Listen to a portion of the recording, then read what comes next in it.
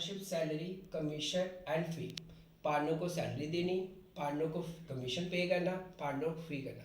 लेकिन देखा जाए बिजनेस का राइट तो नहीं बनता पार्टनर को सैलरी देना, क्योंकि बिजनेस किसका है? पार्टनर का है। तो पार्टनर अगर वर्क कर रहा है वो किसके लिए कर रहा है? अपने लिए कर रहा है बिजनेस में। लेकिन फिर भी अगर पार्टनरशिप एग्रीमेंट में लिखा जाए कि पार्टनर को सैलरी देनी है जब वो एक्स्ट्रा वर्क करेगा, तब कंपनी को या बिजनेस को सैलरी प्रोवाइड करनी पड़ेगी। अब देखो ध्यान से, ये है आपका, ये है बिजनेस, ये है पार्टनर। पार्टनर क्या कर रहा है? बिजनेस में वर्क कर रहा है, वर्क इन द ऑर्गेनाइजेशन। जब वर्क करा ऑर्गेनाइजेशन में तो बिजनेस ने पार्टनर को क्या दिया? सैलरी दी, यानी प्रोवाइड क्या किया? रिवॉर्ड। रिवॉर्ड जो दिया वो किस फॉर्म में दिया? सैलरी फॉर्म में दिया। और किस फॉर्म में दिया? कमीशन फॉर्म में। किसने दिया? बिजनेस ने। किसको दिया? पार्टनर्स को दिया। उसी रिवॉर्ड को क्या नाम दिया गया? सैलरी और कमीशन का नाम दिया गया। लेकिन इसके रिलेटेड कुछ दो पॉइंट्स हैं। अगर पार्टनरशिप डीड में प्रोवाइड किया जाए for the payment of salary, अगर पार्टनरशिप डीड में लिखा जाए कि पार्टनर को सैलरी देनी है जब वो एक्स्ट्रा वर्क करेगा, तभी हम सैलरी और कमीशन को अलो करेंगे, अदरवाइज पार्टनर को कभी भी सैलरी या कमीशन नहीं दी जाती है। Number 2, it is generally paid in cash. It is not generally paid in cash. जो सैलरी है या कमीशन है, ये कभी भी पार्टनर को हम कैश में पे नहीं करते हैं। इसको क्या करते हैं? ट्रांसफर करते हैं to the credit side of capital account. ये कैपिटल अकाउंट की क्रेडिट साइड ट्रांसफर हो जाती है। अब बात आती है कि इसकी जो बिजनेस की अकाउंटिंग है कैसे बनाते हैं, अकाउंटिंग ट्रीटमेंट कैसे करते हैं, वो चीज़ आपने यहाँ पर समझनी है। जब भी ट्रांसैक्शन डालनी है आपने किसके व्यू पॉइंट से डालनी है? बिजनेस के व्यू पॉइंट से। Number 1, when the amount of partner salary is due. जब पार्टनर की सैलरी ड्यू हुई, पार्टनर की सैलरी पे करनी है, तो अब पे किसे करनी है? बिजनेस ने। तो बिजनेस के लिए वो क्या है? लॉस है। बिजनेस के लिए क्या है? वो लॉस है। इसलिए वो लॉस को कहाँ शो करेगा? डेबिट साइड शो करेगा। क्या लिखेगा? Partner salary account. सैलरी जो है वो बिजनेस का क्या है? लॉस है। तो लॉस जो है नॉमिनल अकाउंट है, debit all expenses and losses.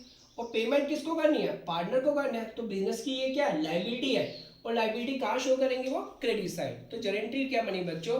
Partner salary account DR to partners capital account. Number 2, when the amount of partner salary is transfer to profit and loss appropriation account. फिर हमने जो partner salary, मैंने last time भी बोला था, जो transaction partner और firm के बीच में होगी उसको हमें ट्रांसफर किस में करना होता है? प्रॉफिट एंड लॉस एप्रोप्रिएशन में ट्रांसफर करना होता है। देखो ध्यान से, ये profit and loss appropriation account बनाया है, इसकी नेचर कौन सी है? नॉमिनल अकाउंट है।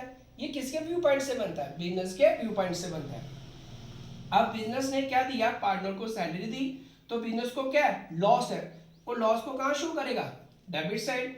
तो यहाँ लिखिएगा to partner salary account.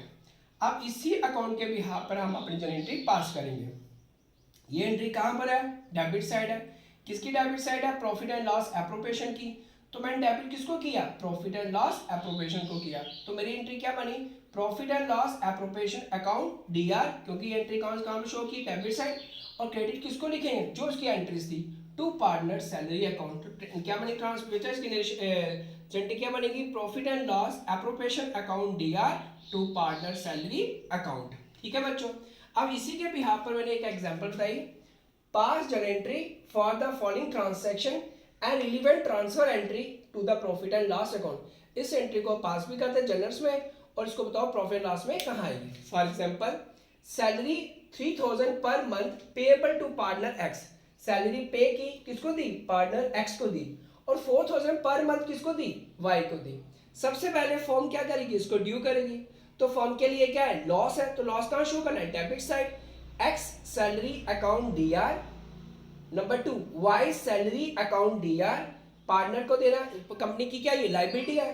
To x capital account to y capital account. तो सैलरी कैसे आएगी?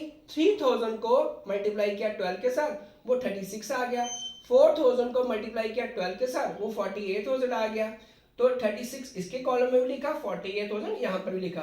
Being the amount of partner salary is due. फिर इसी को हम ट्रांसफर किस में करेंगे? प्रॉफिट एंड लॉस में। तो profit and loss appropriation account DR to x salary account to y salary account. तो एक्स की सैलरी कितनी है बच्चे 36,000, वाई की सैलरी कितनी है 48,000, दोनों को मिला के कितना बना 84। तो बच्चों देखो आगे इसी एंट्री को हम कंटिन्यू करेंगे। Profit and loss appropriation account दिया to x salary account to y salary account, इन दोनों को ऐड करके आया यहाँ पर। तो लिखा being the amount of partner salaries transfer to profit and loss account, जी हमने जनरेटिव बताई।